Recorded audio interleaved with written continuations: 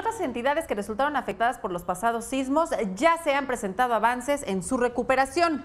Según las dependencias federales y locales responsables, en Puebla se han recibido 27.5 toneladas de apoyo.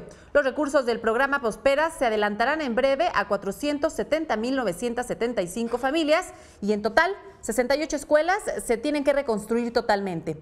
En Morelos se han recibido 51 toneladas de apoyo.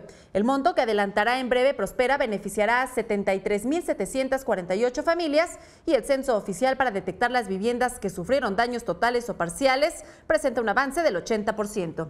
En Oaxaca se han entregado 1.379.000 toneladas de apoyo y arrancó la etapa de reconstrucción con la entrega de apoyo económico mediante tarjetas bancarias, mientras que en Chiapas se han entregado 694.24 toneladas de ayuda humanitaria, luego de unos 22 municipios que registran daños y derrumbes por lluvias y suelos vulnerados por los sismos. Tan solo para Chiapas y Oaxaca se destinarán 7.000 millones de pesos para la reconstrucción.